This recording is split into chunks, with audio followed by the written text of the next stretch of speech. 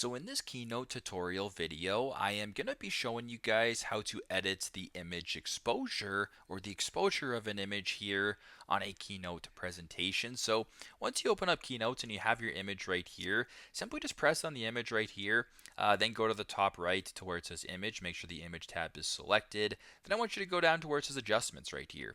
Now the exposure currently is at 0. If you want to increase it, obviously it makes it brighter. If you want to decrease it, obviously it makes it lower. You can play around with it, do what you have to do, and kind of adjust accordingly. So it's very simple, it's very straightforward, but that is how to edit the image exposure or the exposure of an image here on a Keynote presentation. Thanks again for watching, and I hope this video helps.